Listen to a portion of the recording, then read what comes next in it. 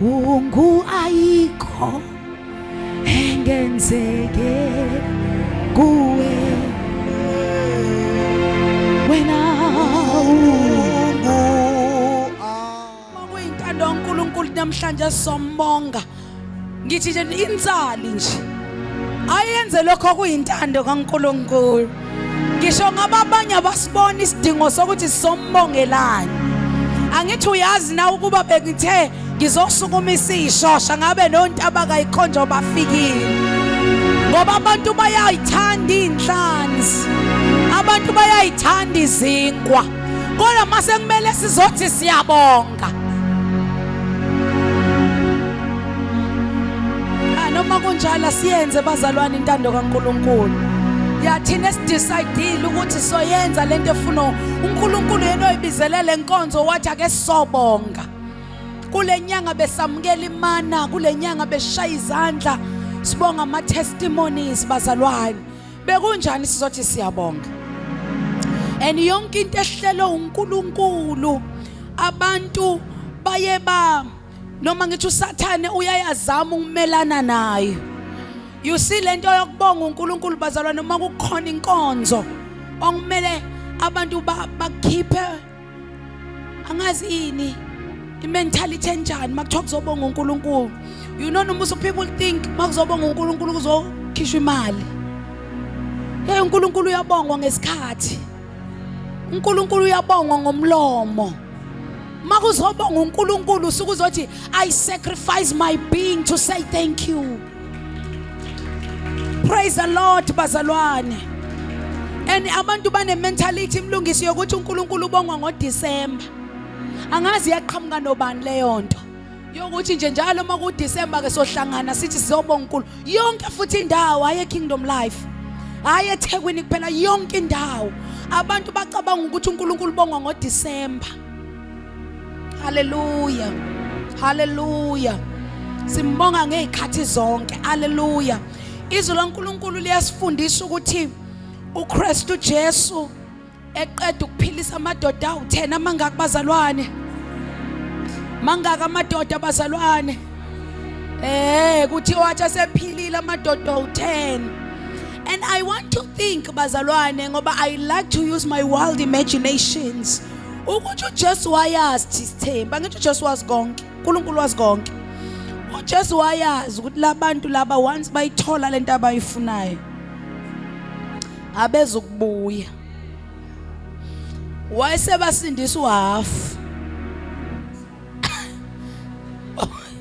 wasindisa nje wabasindiswa basinde kodwa uhalf bangasindi into ephelele ngifuna ulazi kahle leli verse ukuthi lithini namhlanje lithi iBhayibheli lamadoda o10 afika kuJesu aphiliswa kuxhoko enza njani bazalwane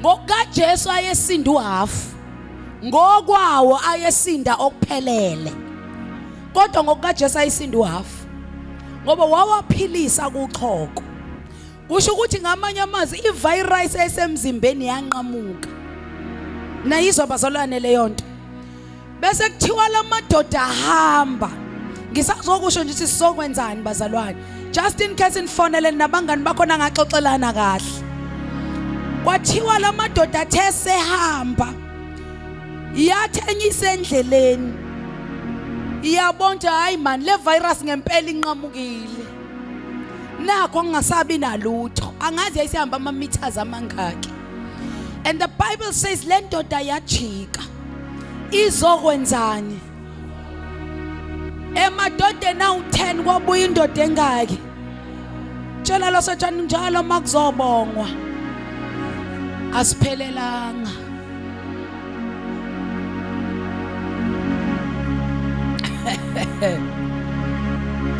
leli iquluka asiphelelanga laqala uJesu ngalelo langa uma ibuza lo uJesu kule ndoda uthi hayibo beningeyena yini u10 wathi uJesu hayibo wasubuya usuwedwa asiphelelanga kushoda u9 asiphelelanga hayi asiphelelanga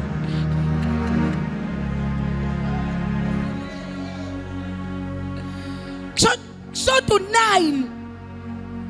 Lalela uthi uJesu besethini kule ndoda ebuyile yodwa izobonga. Oh khona kuzoshiwo njalo namhlanje kubona abazalwane. Uthi uJesu kule ndoda, now you have been made whole. Kamoya zalaya. You've been made whole. Kusho ukuthi laba bahambile bekubasindile kunento abangayitholanga.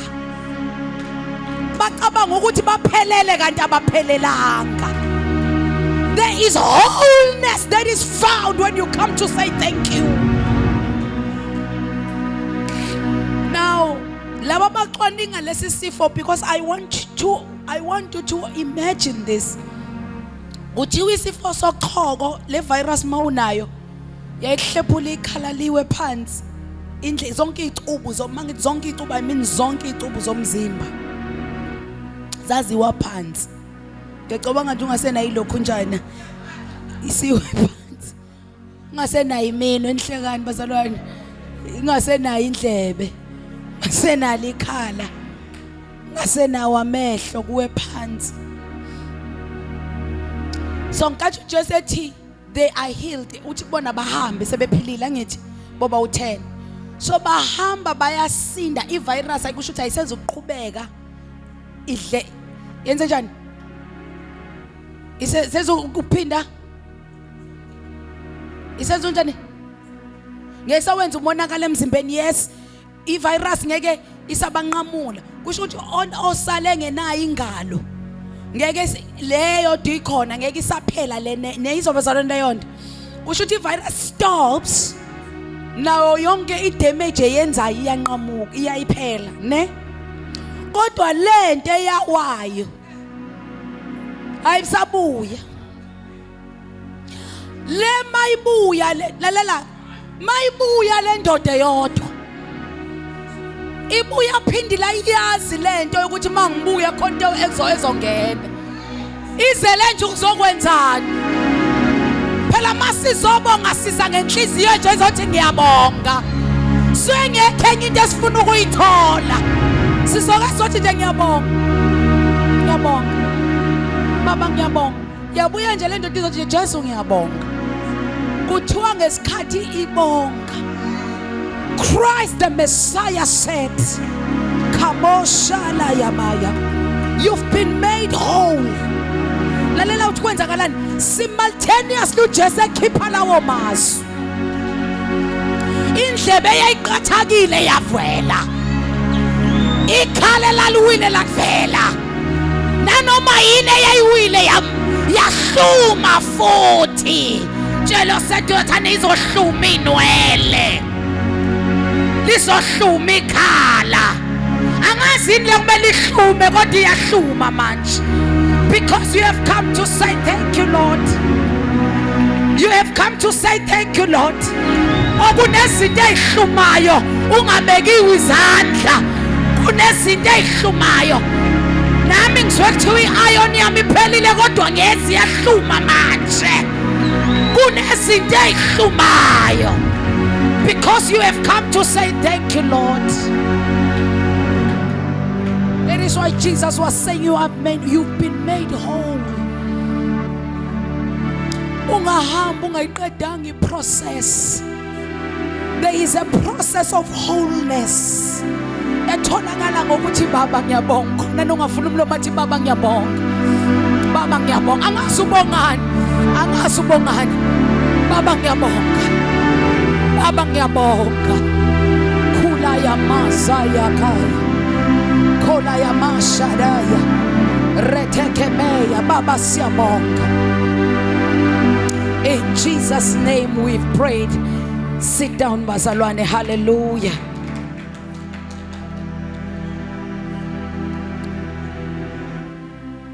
David wrote the Psalm Ihubo 103.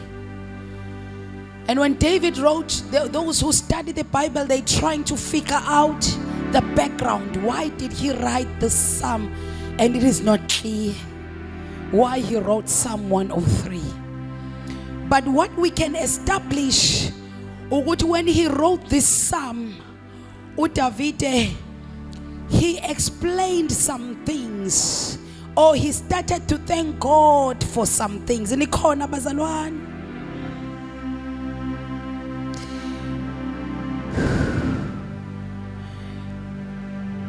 Psalms 103, Amahubo 103.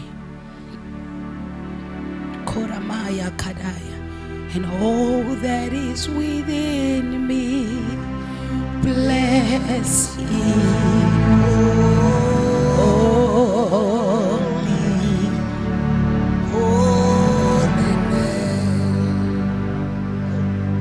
He started to praise God for all he has done to him.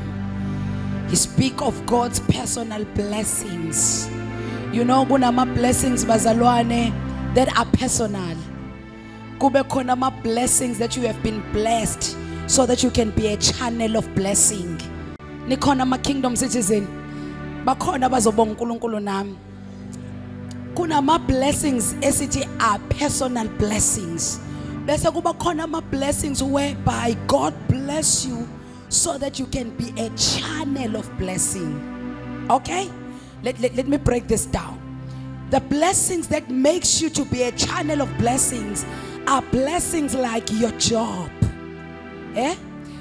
your company, your house, your car. Those are not personal blessings. People think those are not personal blessings.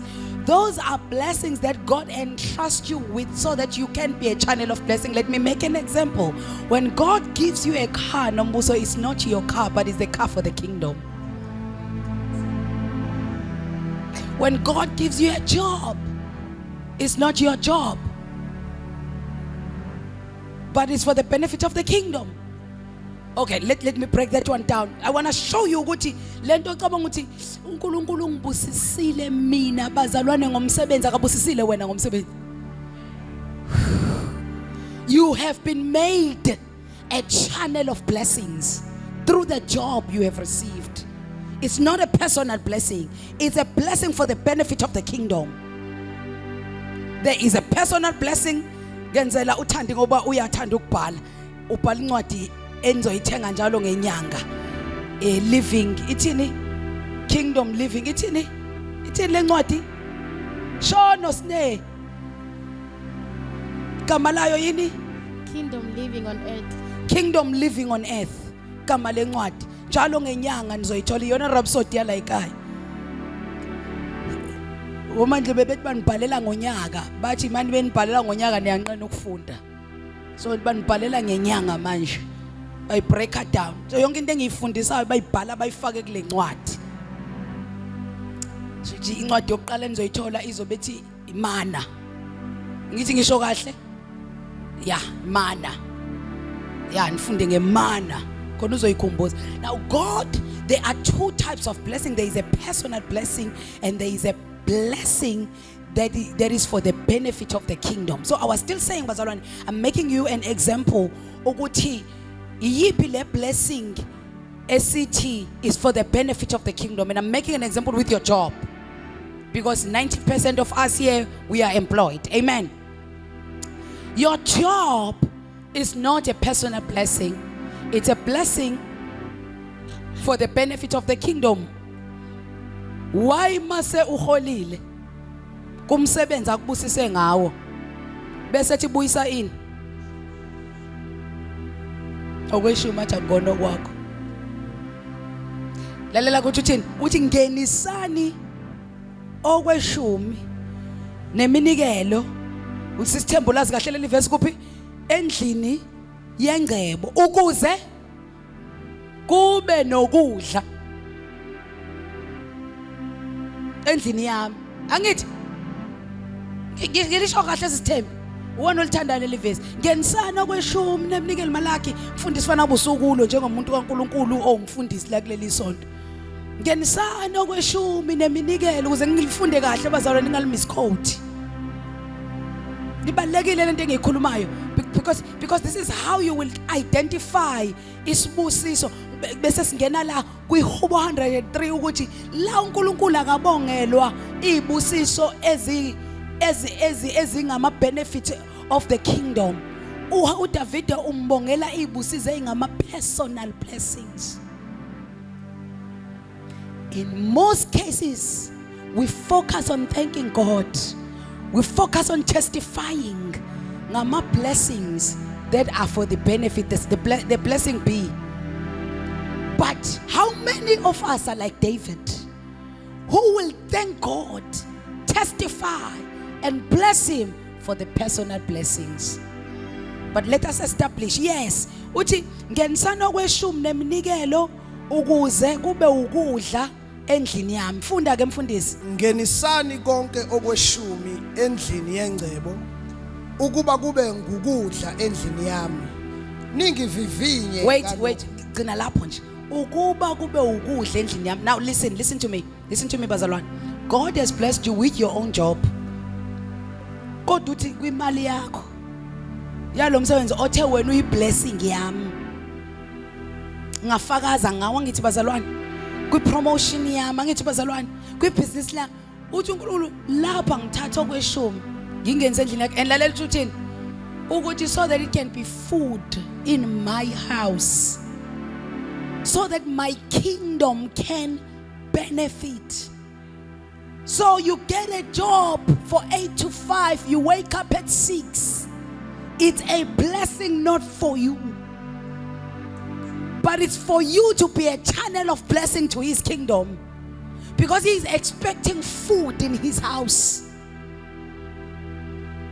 And he's expecting that food in his house. Hayi ukuthi kuzolethwa uye hayi futhi ngoba engakwazi ukuletha. But he is saying, I gave you this blessing so that you can be a blessing in my kingdom.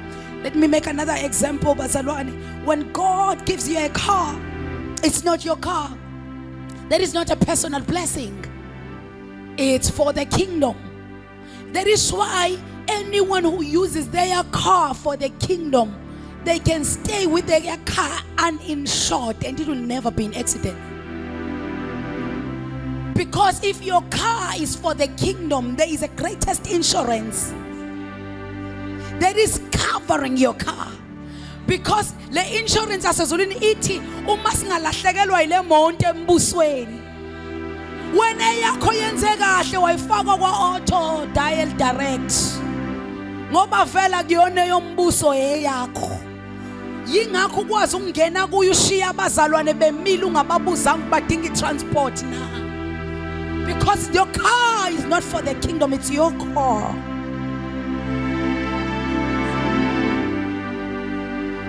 When it becomes the asset of the kingdom, you are the first one to check. Ikhona yini into edinga ukuqukula ifakwe emotweni? Ikhona yini abantu abadinga ukulandwa? Bakhona yini abantu edinga ukuhanjiswa? Ngoba kuzoba nenkonzo kubo wemfundisi yoba sesinena amaveni yoba sineyimoto singakwazi ukwenza yini lento leni engine lento eyenziwayo nihambe nimemezela ngoJesu ngeyimoto convoy car parade. Ngoba sineyimoto singathenga nitika sifake ke simemezele nje eThekwini ukuthi usakhona uJesu. Kusho umuntu owazi lesi sibusiso. It's not a personal blessing, but it's a blessing for the kingdom.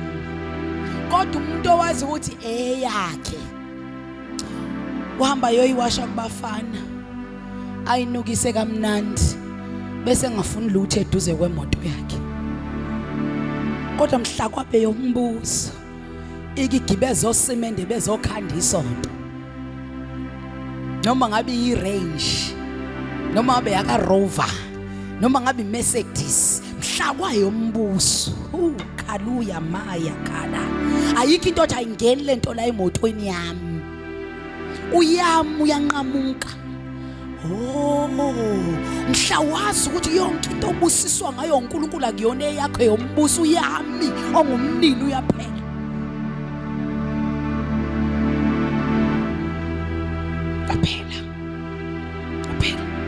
Mhla wazi ukuthi when God bless us, bazalwane, why did I go there? So God, I'm gonna enjoy this service, Lord Jesus. Mhla kwaphela mhlangazi ukuthi every blessing that I have is not for me. My kids are not for me. That is not just a personal blessing. Because those are the things that you think they are the personal blessing. They are not a personal blessing. They're not. Mhla wazi ukuthi ingane zakho akuzona ezakho ezombuso. Yingakho bazalwane mhla kwa ezombuso uyayiyeka zikushiyulele zithi seziye esontweni. Ngoba ezombuso ngeke usho ukuthi ezami ingane indaba ehlala equkula zodwa. Kwahlala kushanele zami.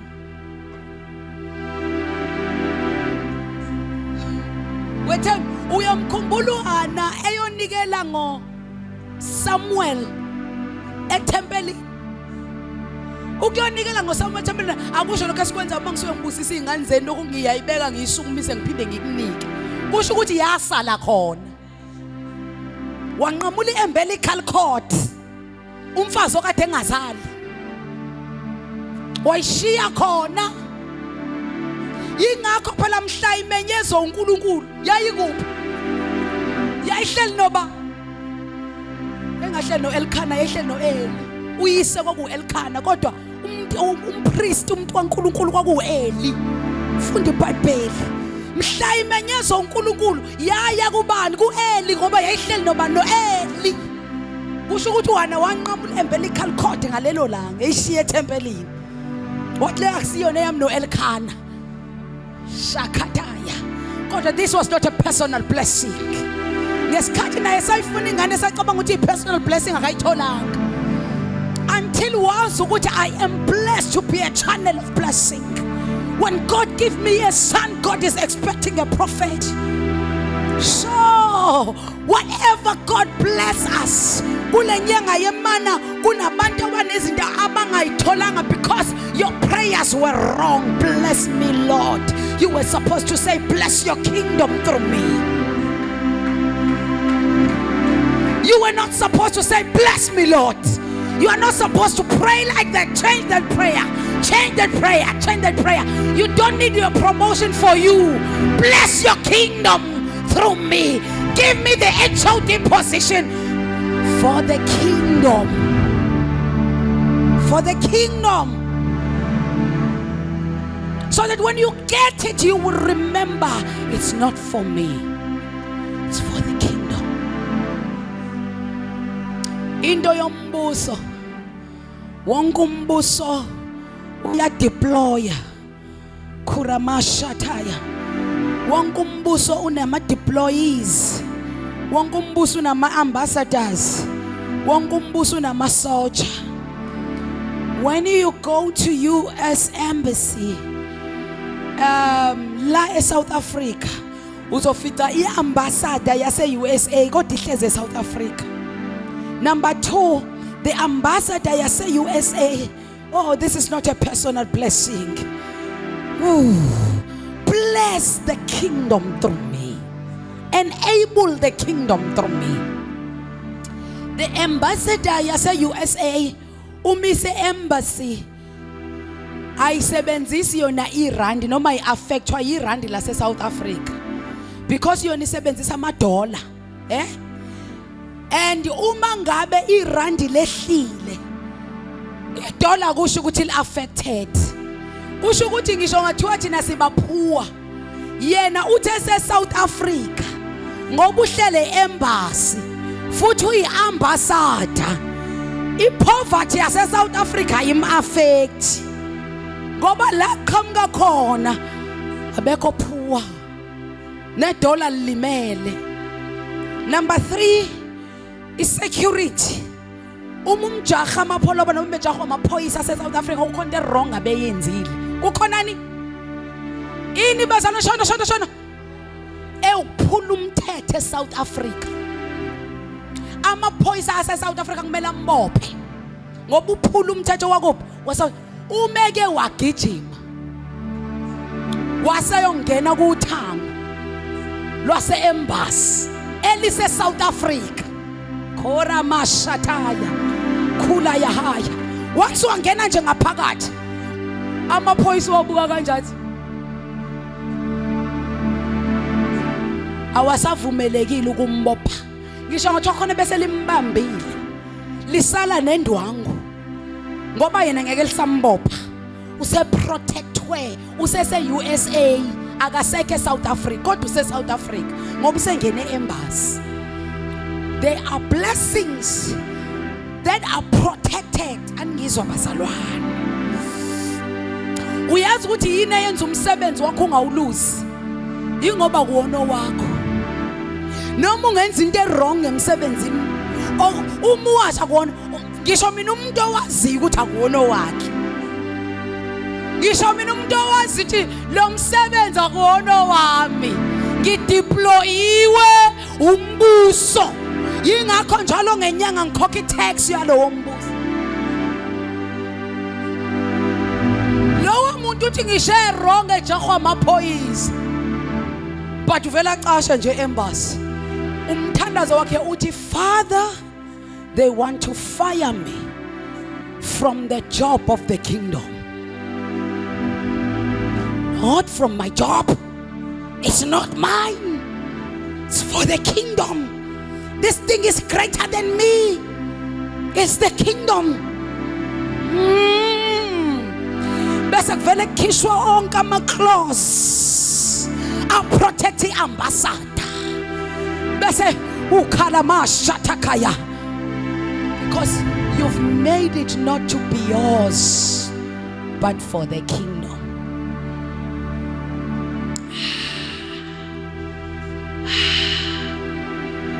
Ingakho bazalwane abashumayela illegalism, abenza ngathi ukutithe kusenza sibusiseke. Laba benza ngathi siyasithenga isibusiso ngetithe. Ubezwa bethi uma ungatithe angakuzodla isikhonyane. Sithathe konke. They are partly right. How? Not because it's legalism, but how? If you don't pay for this kingdom, their tax, tax yase South Africa ungayikhokhi, thunyelwa ama-hawks ak-investigate, bese kuthunyelwa uSARS azokwenzani? Sithini isingisi? Confiscate. They confiscate. Ngisho right mamncop. Confiscate. Ngivele ngithini? Ngivele ngisho ngithini? They seize, the government, they seize all your assets and all your money in the banks. They freeze. Because you didn't pay. Come on, class. You didn't pay. Okay, now let's come to us. We in the kingdom, and there's a tax we pay. So if you don't pay the tax, bese bethi ke bona isikhonyane sizongena sihle, but ngakho ngithe they are partly right, because your things will cease. They will be confiscated. Leso sikise ngisifundiswa enhle esikoleni. Your monies will be frozen. What does this mean, bazalwane? It means things start to go wrong financially, at work, in your business, everywhere, because you have taken what belongs to the kingdom as if it is yours. Let's go back to Psalms 103 where we are today. I'm feeling that I'm loving church. Lord Jesus. Now, when you go to Psalms 103, you find there for David blessing God for the personal blessings, right? Now let us read so that we can see what our person saying. What I understand ama blessings for the kingdom, bazalwane.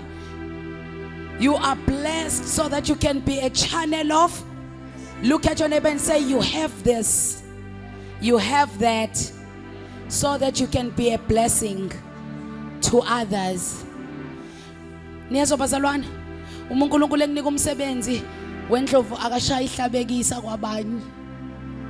Hayi, akafuna izitho zakho, akadeki, udeki itafula.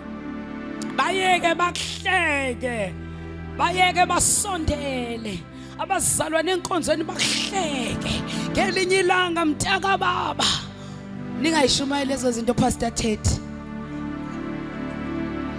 ngelinye ilanga mtaka baba uNkulunkulu uzokwenzani uzodeka itafula phambi kwabo obani bona thina. Are we not the same children of the same God? Is he not your father and our father? Why our father want to make us jealous for giving you your job? Why can our father, who is your father, give you a car so that we can be jealous?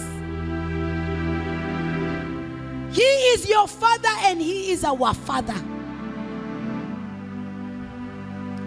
Maybe we have to check this scripture one day.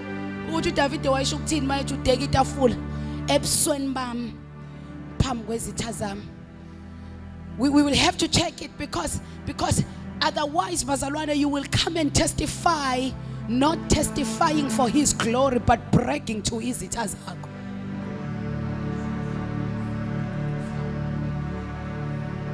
Mhla ushada uyomala zonke ingane zami mayishada ziyacula angazokwenza kanjani noxoxa zonke ingane zami zamantombi mayishada nje zi replya ngomculo nibe nilungisa ama voice nina nishadayo.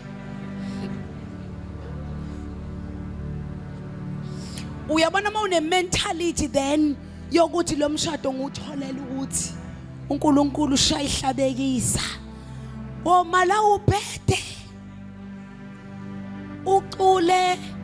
ucule sakubreka emva lokho ubhede uyobusa usho ukuthi ngangifika esontweni ngasharishe ngedwa kodwa ngizothi ngiyambonga uNkulunkulu ukuthi ngase ngashada.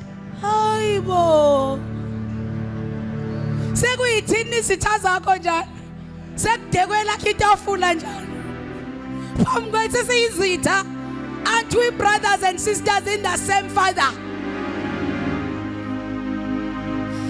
Ngoba imkhuba ngiyayibuka kuleli bandla.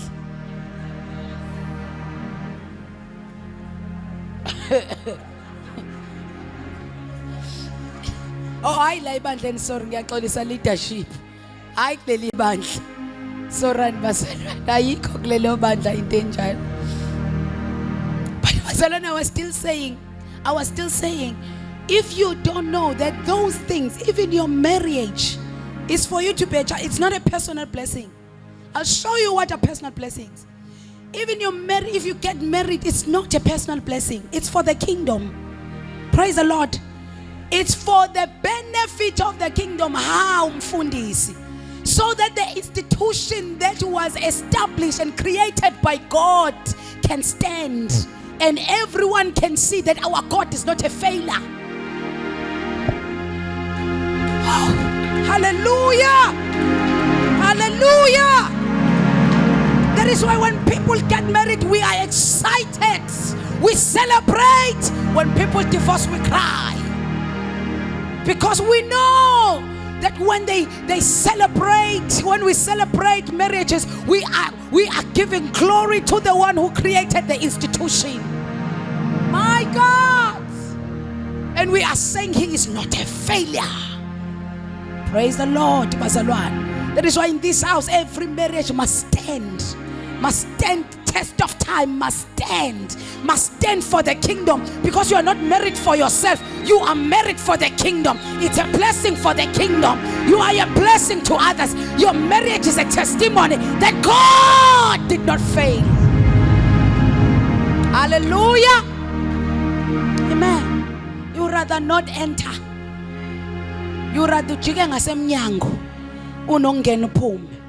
Amen bazalwane.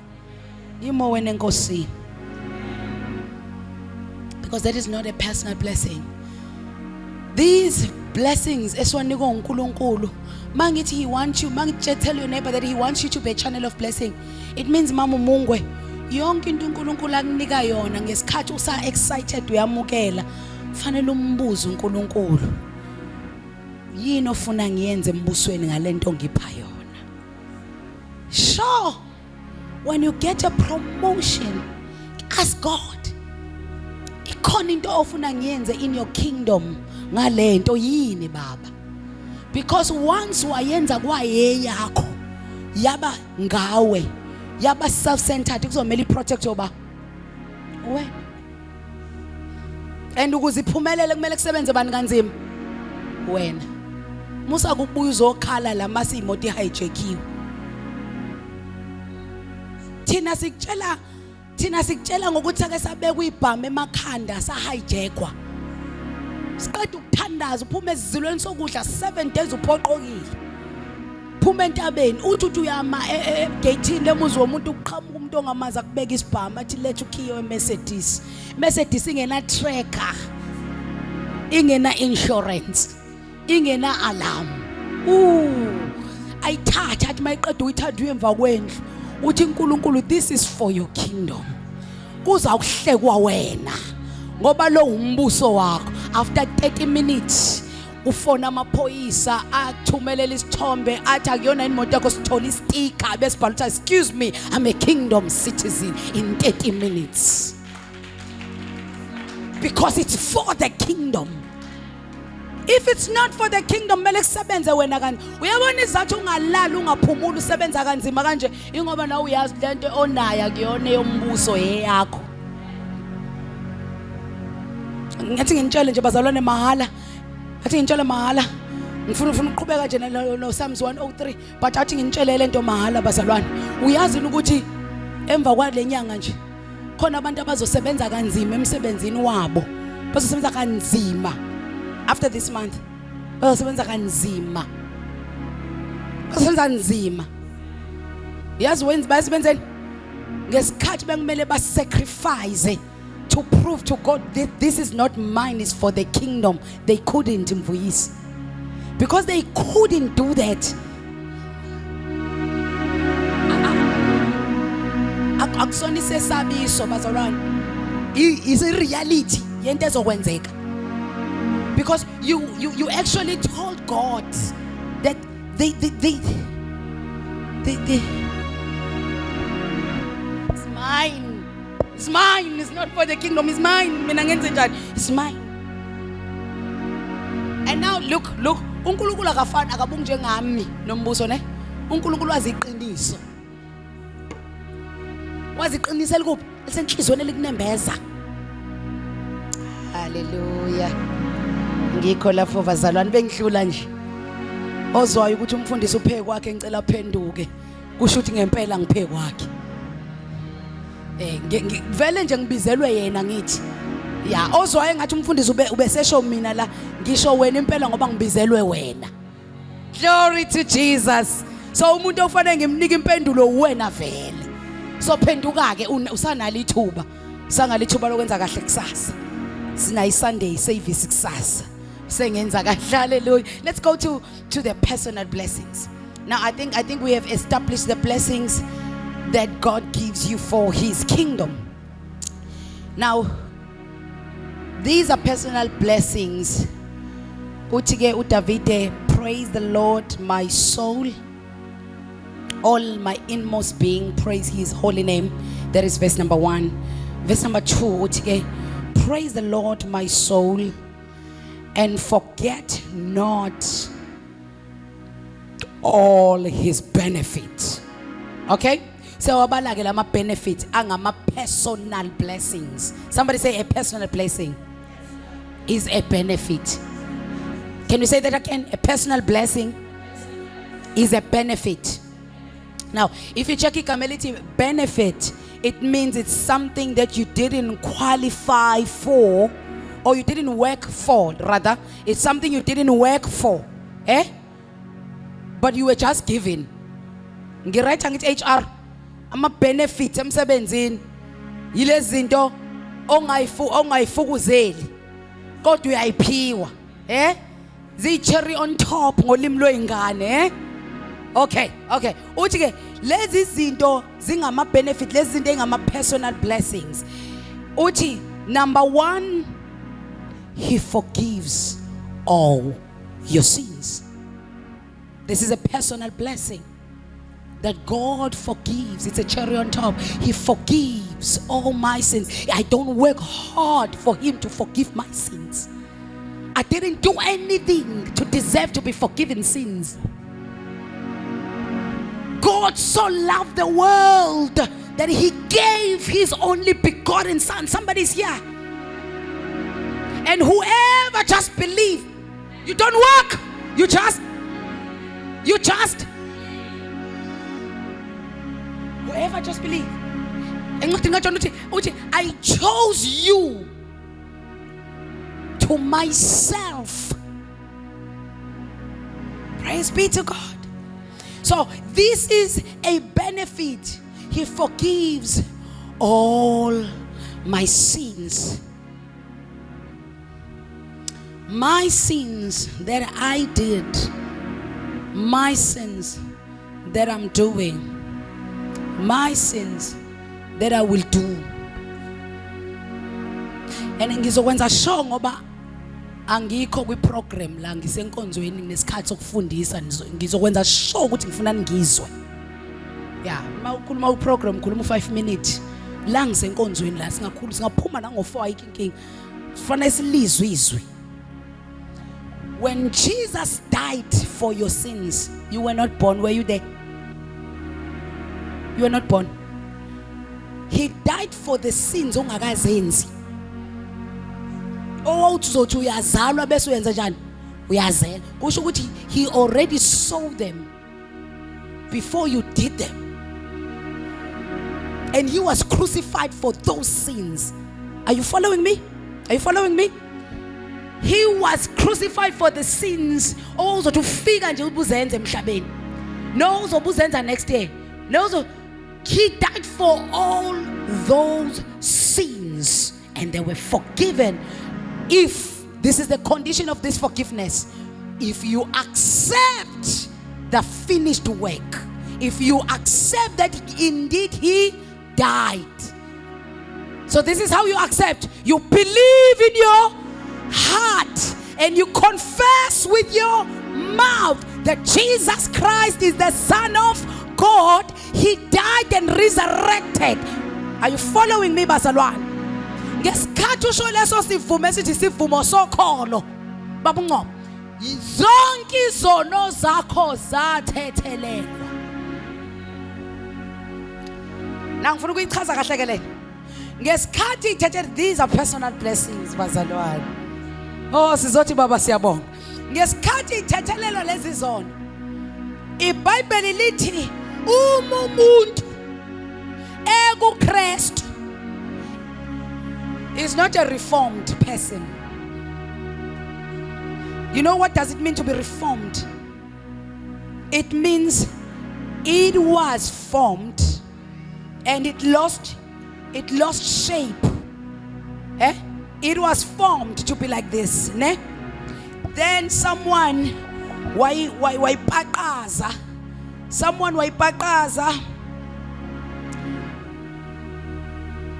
ya lose shape. Ngesikhathi eyiluze le shape yayiyona original kwase kufika umuntu wazoyenza njani? Angithi yabonisa sembok selenziwa njani manje? Wena wabona imoto eyaginqika yayiswa ko mechanic abayipanel beater bayiqala kabusha.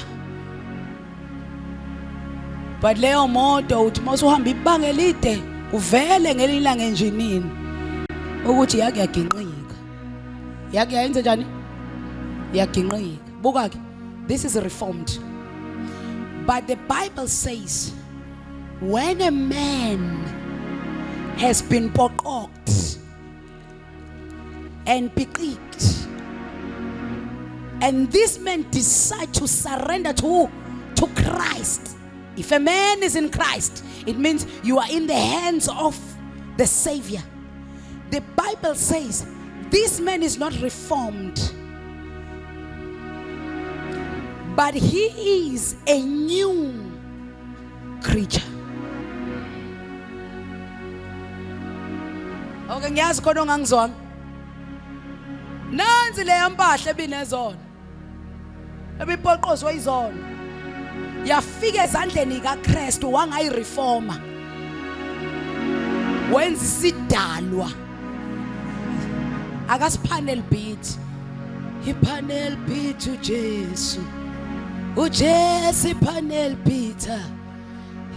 Ipanel beat uJesu. Angilazi loculo nathi salandwa khona. Angilazi lithile iculo kodwa lithi ngathi kuthi ngathi kuthi kwingco. Uyolazi? Awushukulazi ngithi ngiyakuthemba kulezi. Ipanel beat uJesu.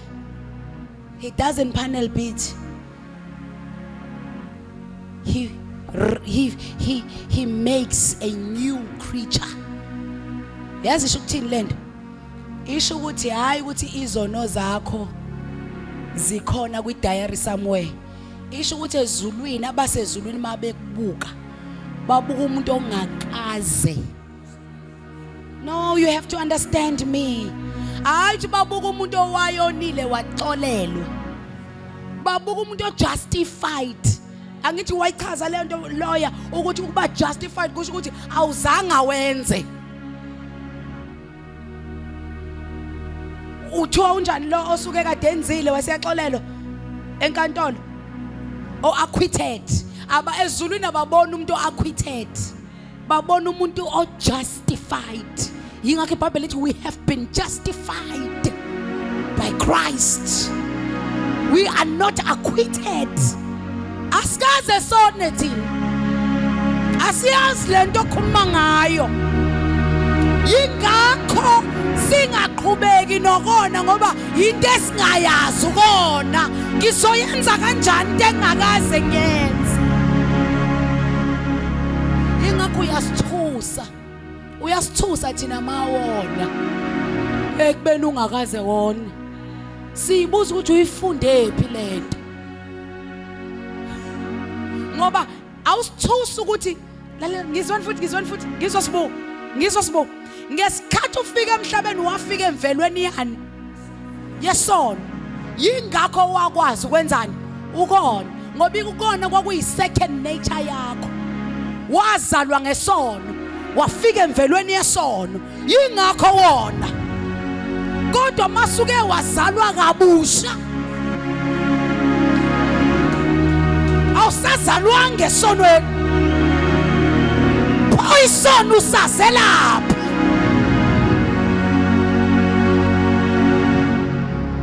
Eqaleni besunderstand. Kumele uphuze. Kumele udakwe. Kumele uhlebe. Ngani vele uzalelwe esonweni. Imvelo yakhe yesono.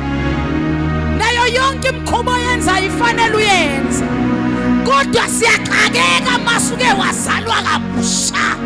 Because you are a new creature. Uzalelwe manje kwenye nature. In nature of righteousness. You are supposed to know righteousness. Why do you know sin?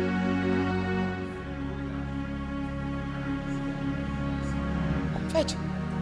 Uyazi kanjani into taste kanjani ungakazi uyitaste. Saxoxelwa uwe ngetaste yayo.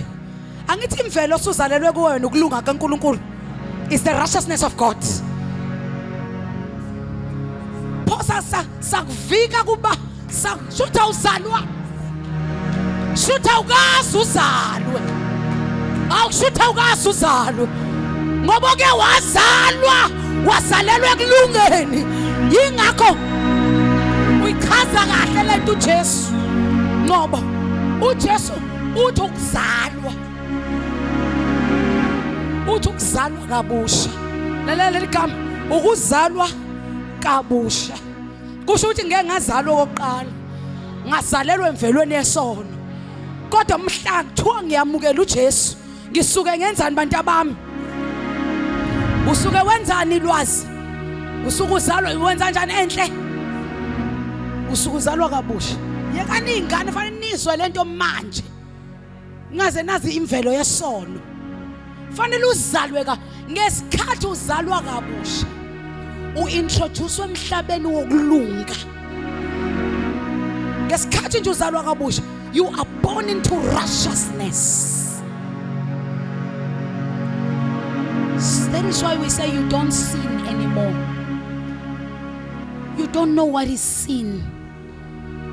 Ingakho phela umpostoli Paul azathi uyaphambuka.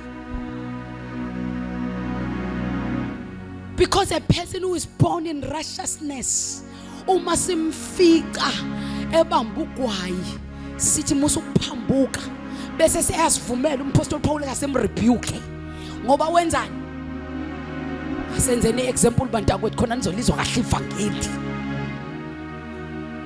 uthi mbonga uJehova mphefumulo wami uthi yena uyothethelela zonke izo sizombonga nje sombongela ukuthi uthethelela zonke izo uma Ngcobo uhamba uza la esontweni uhamba la ku Stalwart Simelane bese uyadlula la esontweni kanti bebephume begadile oxolani no pastor Tede eminyango no Sibu mayidlula imoto kaBaba uNgcobo iduka unenza kanjani ngiyambona umfundisi wetechnology wenza kanjani Sibu phamisa isandla wenze njani nenza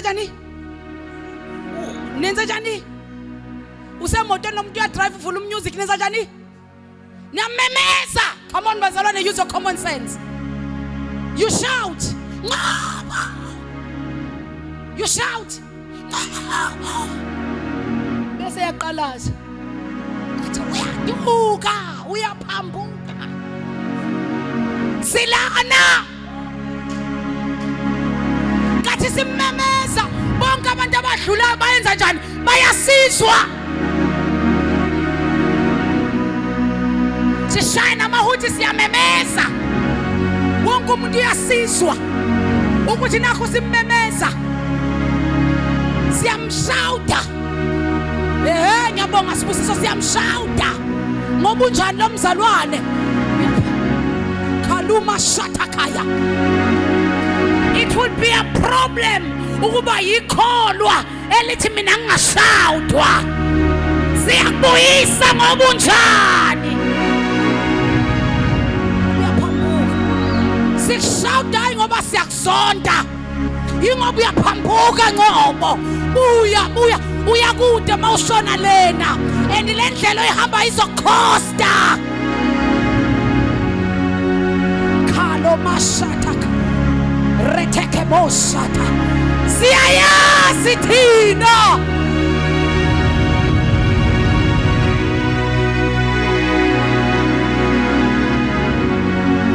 let's go back to my example umuphuma la usuku uhamba la ku Stalwart Simelane umke wadlula la esontweni wasiyaluwela le robot soduka uphelile uyazi usiyozujike phi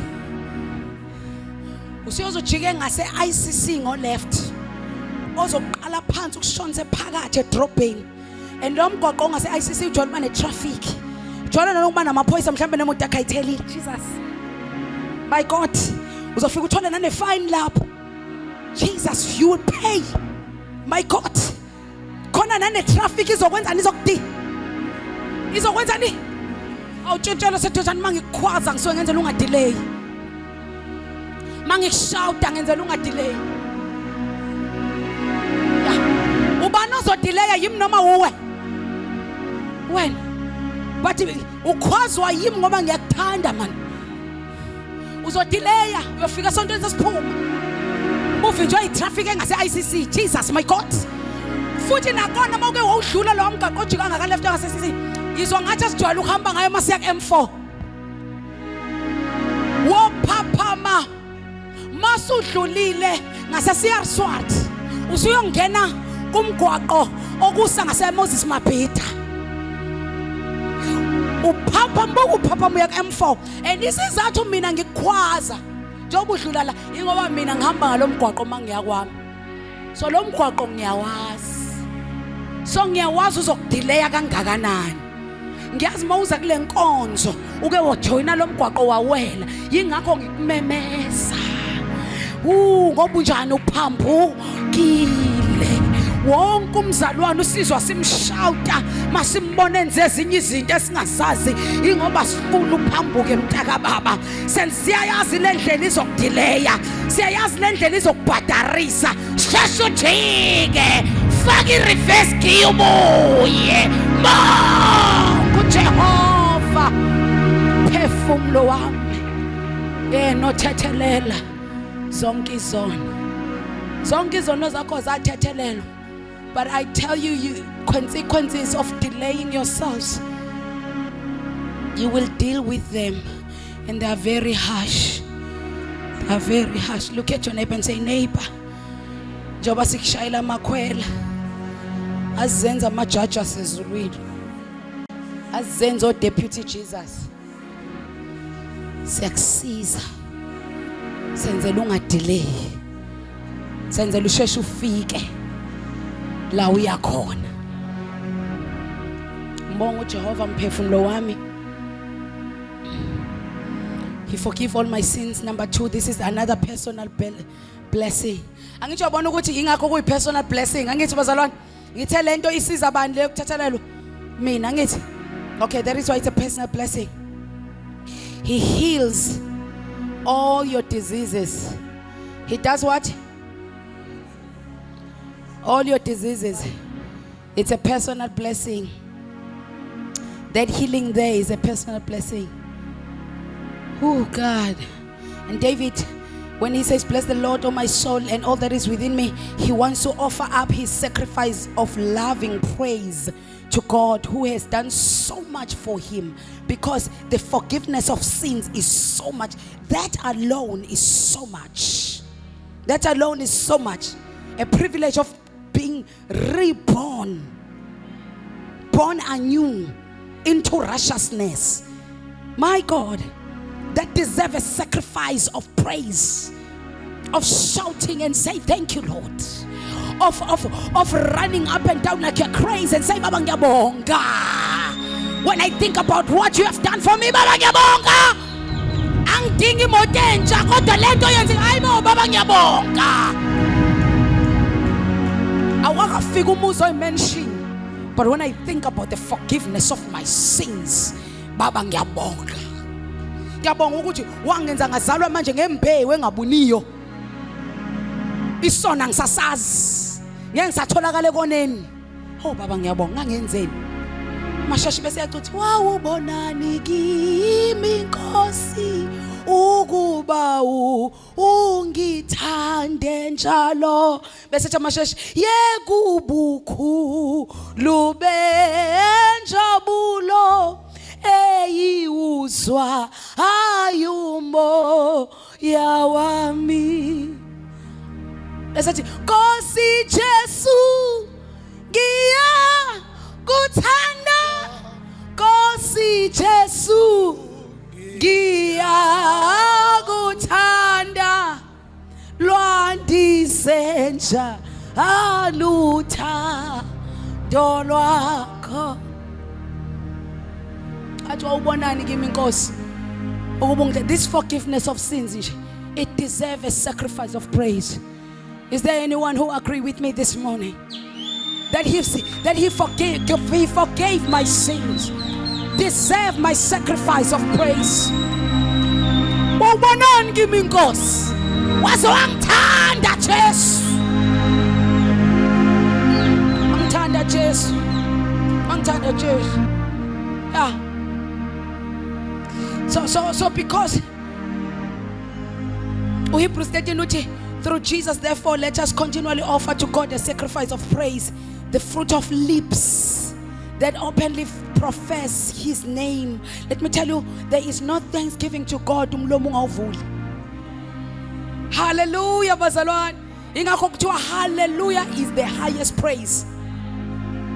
So when we give our sacrifice of praise, we shout hallelujah. Because Hebrews 13 uthi fanele sivule indebe zethu. Oh God, sacrifice. There ought to be in as our heart desire to praise God for all that he has done. So that this psalm is showing us that we have a reason to praise the Lord. Now, verse number 3, lakhona ethi he forgive all of our sins, bazalwane. Verse 12 futhi, as far as the east is from the west, so far God removed our transgressions from us. Can you understand that? Verse number 12 wala uthi njengalokho impumalanga nentshonalanga njengenhlukano yempumalanga nentshonalanga bese bethi sikudele izolo. He removed our transgressions, njenge east ne west.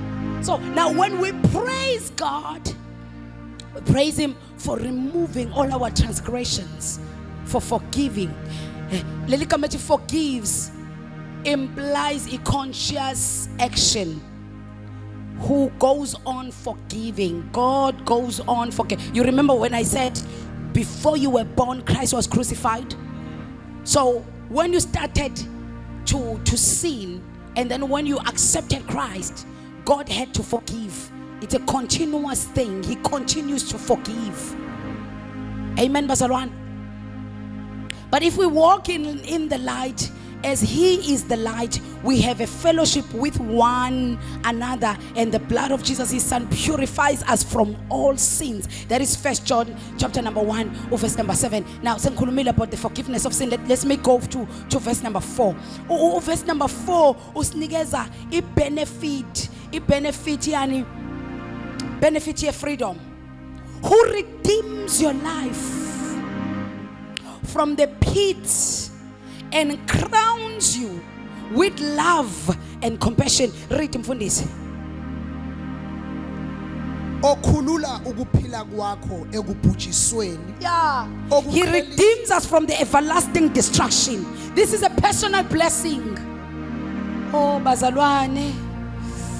Okuqhelisa ngomusa nangobubele. Bible kwincwadi kaRomans chapter number 6 verse number 23, Apostle Paul says, for the wages of sin is death, but the gift of God is eternal life in Christ Jesus our Lord. So now Jesus delivers the repentant sinner into eternal life and from the destruction of hell. So he did not only forgive me from my sins, but he also delivered from hell, eternal hell. Whether hell is a place or hell a consequence, there are people who live on earth who are not dead yet but who are living in hell. Uyizwe leyo mpilo, impilo eyisihogo.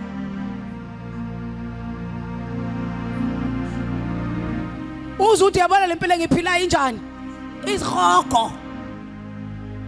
Ungafile upila. You live in hell. I've heard people ngelinye ilanga lapha ya CR divorce court mam lokhu njani mamnqobo ebuzo wathi I'm tired of living in hell. I'm divorcing because I'm tired of living. Ngathi ne usephuma kuyo hell. Kanti akasho ilocation. Usho le life la bephila la phila khona hell. Niyatho bazalwane. So when Jesus forgave our sins, mamungwe ubesikhipha kwisihoko. Ucabanga ukuthi kumnandi ukubona umuntu kade yontshontsho. Let me show you what is hell. Ukuthi kade uganga wenza into wrong, ubuthongo bungafiki. Niyangizwa manje, niyangizwa. That is hell. That is hell. So uyayisola manje ngiyenzeleni lento. That is hell basalwane. There are people who live and drink alcohol so that bazodakwa balale because they can't sleep anymore, because they live in hell. Kodwa mbonga uJehova mphefumulo wami. Oh, when I sleep like a contented child. Mangalele nje Nkosi yami kusuke ngekona ukuthi ngisesihogweni. So ukuthi nje ubuthongo abukho ngalelo langa. Ngangakhuluma netherapist lami ngelila ngithi yase ngilala ngo4 angazi indaba ngoba ngina stress angina depression. What no insomnia yenzeka nje ungenalutho. It's the cycle nje yokushintsha komzimba wakho. Ngathi ngiyabonga. Ngoba kufanele nje hayi ukuthi ungalaliswa ukuthi usesihogweni ucabanga imkhuba yakho. Wasingo khona abantu ababala uvaleke esontweni alokho ekhonza online inhliziyo yakhe ingaphakathi isidumbu silapha esontweni kodwa ukhonza online ngoba wenza imkhuba esontweni usesihogweni hogo hell you want to go back but wabhidliza ibridge ubanjwe imkhuba yakho so ukhonza nathi online ukuphila esihogweni lokho isihogo ba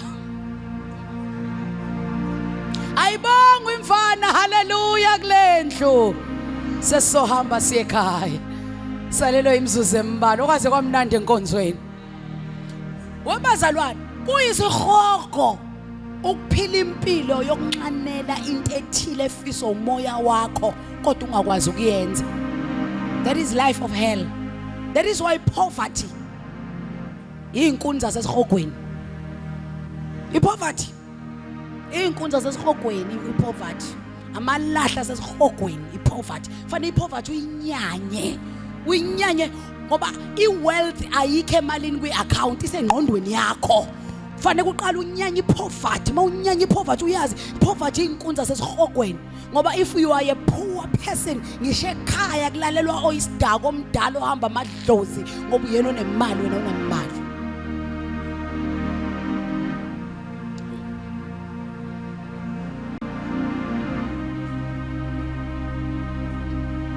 Ungenamali kule umdala fanele abe uwosha umthetho kulalelwa omncane uthi uyaphawula uthi awumeka jo asidlali la serious khuluma into eyiserious zomndeni uphile esihogweni. Bless the Lord, oh my soul, for you have delivered me from hell. Kusho ukuthi if he has delivered me from hell, he has delivered me from poverty. Somebody lift up your right hand and say, poverty is not my portion in the name of Jesus.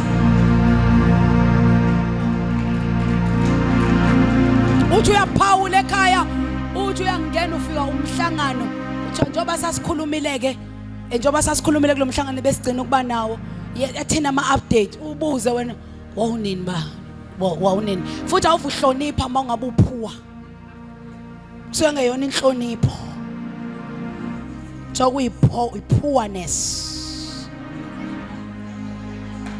poorness masingekho isingisi esijalo ngiyasifaka kwi-dictionary poorness. Bengicela ukubuza manje umhlangano obukade unini lo okhulunywa ngawo kuthiwa awuhlale phansi Thokozani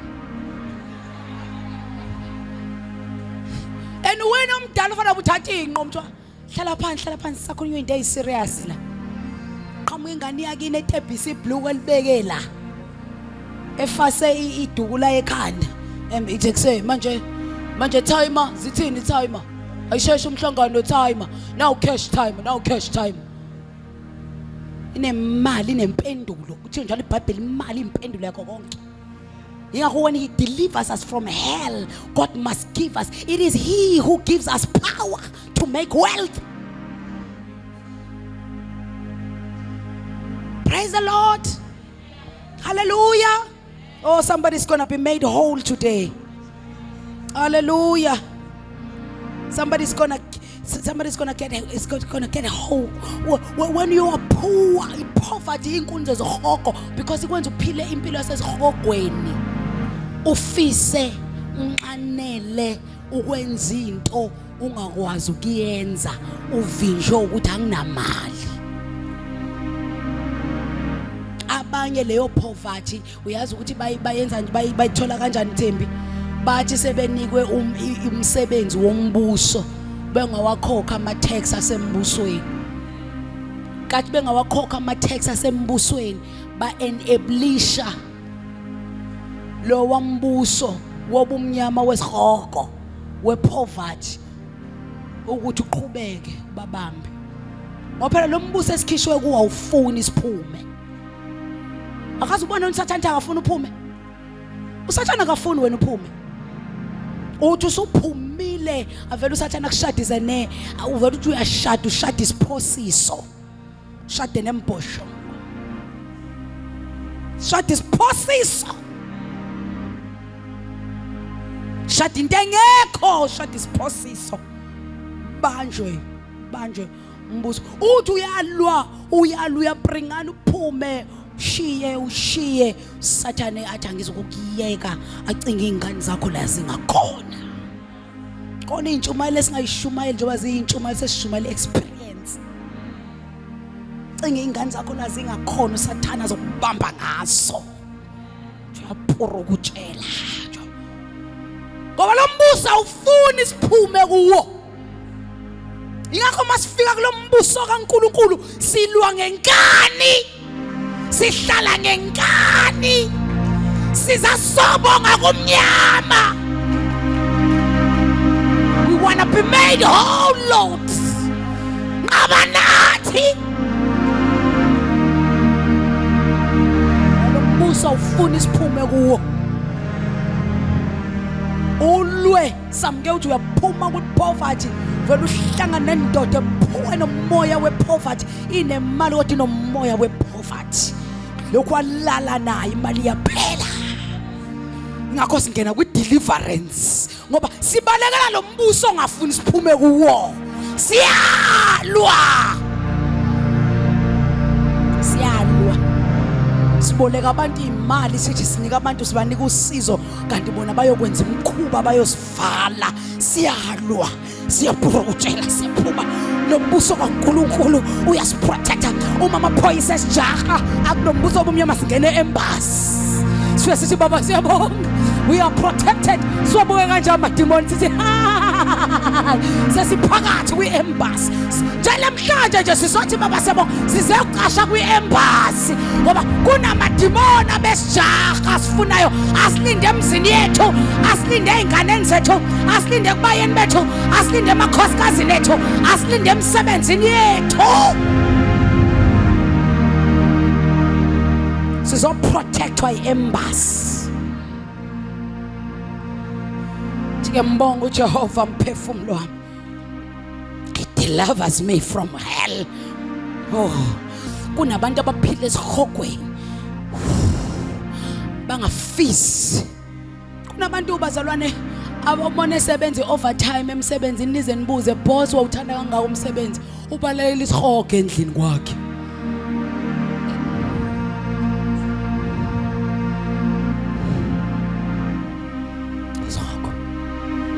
Praise the Lord. Delivers us from hell. Say hell is not my portion. Now verse number 5. This is a benefit of fullness. I said verse number 4 is a benefit of freedom. Thank you for writing. Verse number 5 is a benefit of fullness. Saying Yavala Bazalwane, I can't finish. Oh Lord, I think I will continue tomorrow as I'm introducing the new month tomorrow, and we will continue here because that month is linked here. Fullness. Verse number 5, who satisfies your desires with good things so that your youth is renewed like the eagle. Read in Fundiswam, verse number 5. Osuthisa ukulangazelela kwakho ngokuhle, ubusha bakho bubuyiswe njengokhozi. God satisfies us. Somebody say, I am satisfied. Somebody say it loud, I am satisfied. The one that is satisfied. Agiyona le mfie niyo ishapha konombulelo church office. Cela ningisatisfyela. Satisfy bantabam.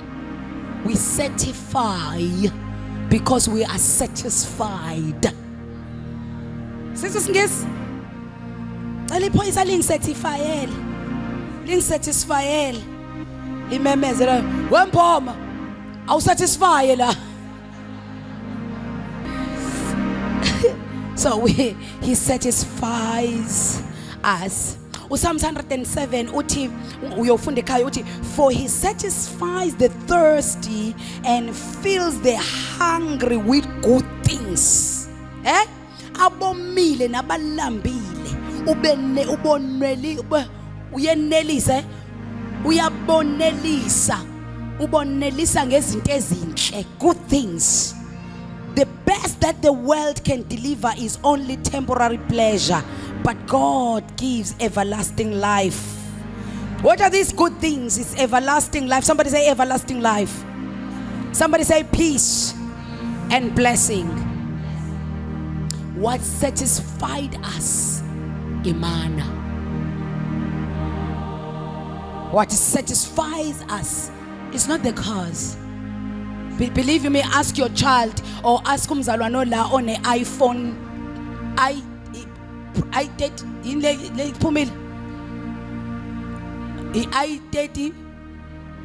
i30 Pro. But the phumeli last month iPhone 12. Buza umzalwane ne iPhone 12 uthi akayifuni ni i30 Pro. Yabona ke mvisi kuyiduka intontela ke kona kuyifanela nami angazi lutho makuthiwa I ngayibuyisele enye ngaze ngaphisana ngayo ngoba kwakungihlula kuhleli lapha kuhle kwisidinsi insizana mangithi lento angikwazi kwakuyicofa. Uyazi ngithini ku ngithi mina worldly things buhle they don't satisfy us. You get iPhone 20 tomorrow phumi iPhone 30 Pro. You want it. Next month kuzobe phumi i35X Pro. Uzobufuna yona. Yesterday bephumi Z Flip. Kwaphuma ne Z Fold. Namhlanje phumi S22 ban Ultra. And when you look at it you like because you will never be. When God, what am I saying? When God give you a phone, that is not a personal blessing, because this thing will never satisfy you. When you get a car, sasa pumenye, you are never satisfied. Mina ngathi ngilande yami, sengichaza yangichaza ngathi ngizophuma nayo ngathi nonjabulo lamasitha ngiwafuna mnyama, I'm not satisfied. Ngathi ashintsheni apha endeni. Ngawashiya ngithe bathi ufuna benja ngathi awabe cream white ngangithi mina angangaza yapendo ngangithi mina baya kwakuthulula kufakwa amanye ngezwe kamuva ukuthi andithiwa yapendo ngathi sebeyicheka ngathi yonke into ngase ngithi lungile ngizoyilanda but manje ngicela niqane ngishintshela amasithi ngoba this thing doesn't set the worldly things will never satisfy you. Ifunani ivoice isibindi ngqobo ama ribs yile nyama uthi konje i-T-bone izinto i-wing ye chicken epletweni lakho wedwa ne-lamb chop ngibala ngi-chop ne-chop ikhona lapho kodwa iplate lomuntu oyedwa buka lezi nyama zingaki because we are never satisfied. Mangivakasha nje kwakho manje nombuzo uzofika ukhipha ibhowl uyifaka ama cheese curls nga yiloko kudipwayo la ama lays satha ama lays ngiyawabuka na amakinati lapha namakinati awahamba odwa hamba nama raisin la eceleni kwakhona khona amanye futhi ama knickknacks ngapha why lento sidla yonke kanye kanye kuleli plate isi because worldly things will never satisfy you. Manje mawuphuma la you will go ufuna 7 colors. I7 colored noma i7 colors.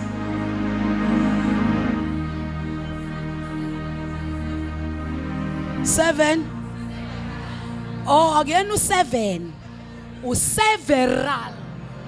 Take that. Several. I'm teaching someone in my YouTube channel. It's several colors. Mina ngangithi awu7 angize ngiwabala. Ngithi indaba angapheleli. Yini lembala yangaba u7 kodwa kuthi u7 colors. Oh, thank you, Kingdom Citizen. It's not 7 bazalwane, it's several.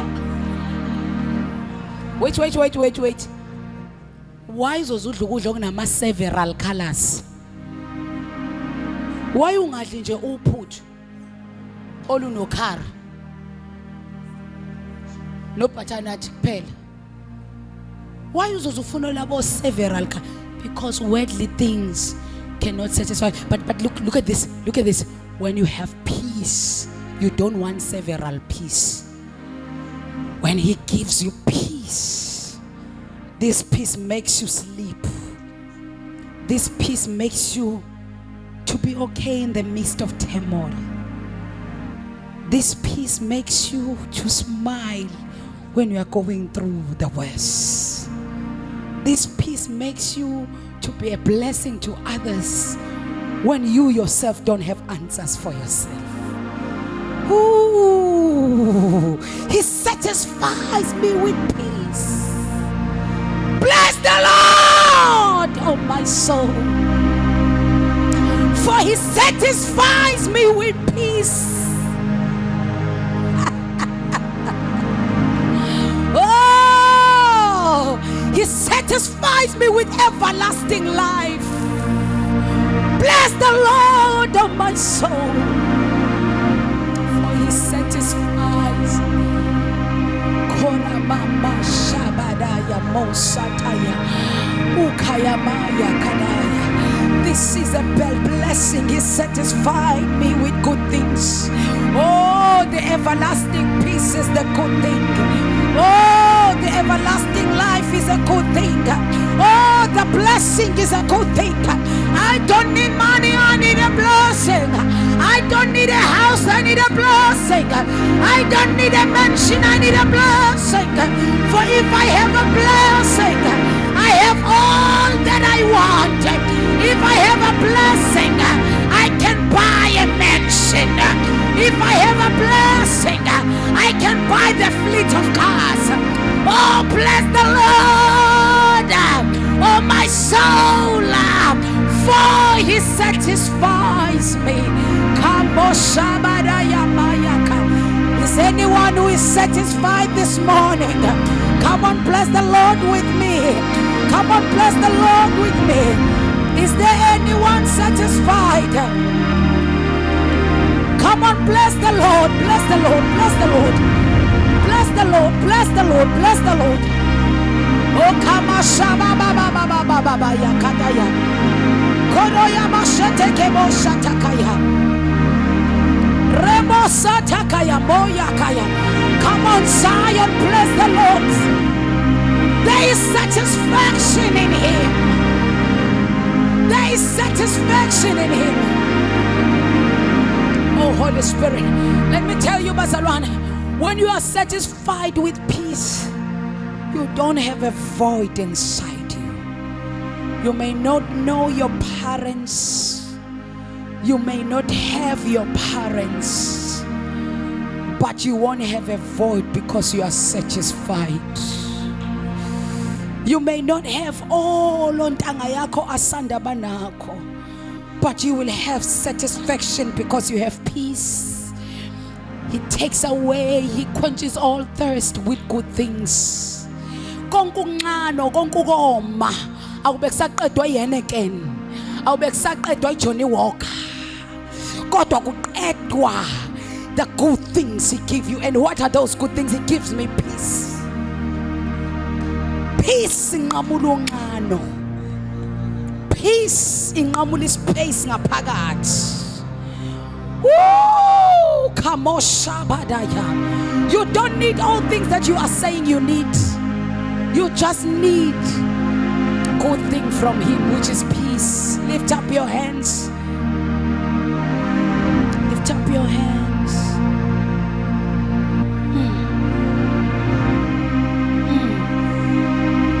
Let your living water flow from my soul. Let your Holy Spirit come and take control.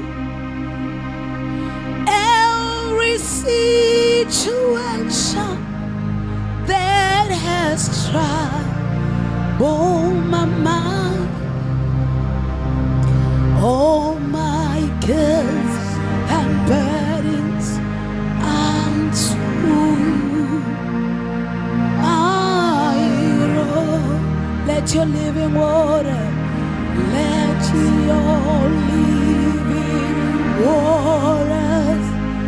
flow from my soul.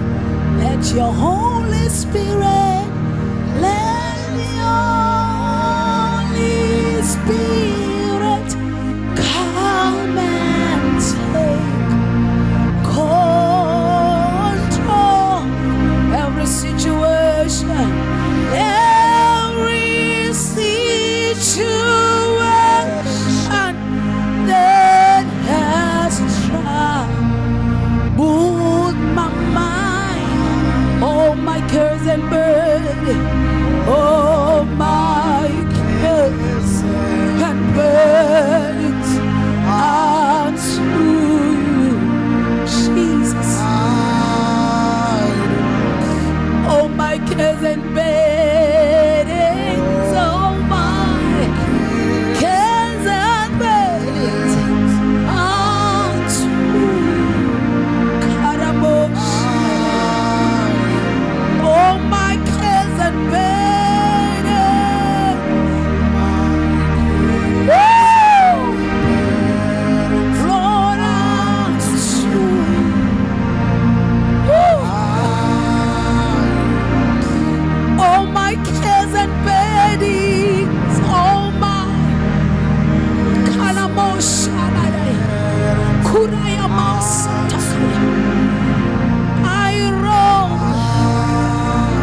Take my cares and burdens, and give me peace. Somebody saying that, Lord. Somebody saying that, oh Jesus. They are saying, take the cares and burdens, oh, give us peace. Give us peace. Satisfy us. You satisfy us with good things. You satisfy us with good things. Everlasting life. You give us peace. You give us everlasting life. You give us a blessing. Ungu aiko engenzeke kuwe. When I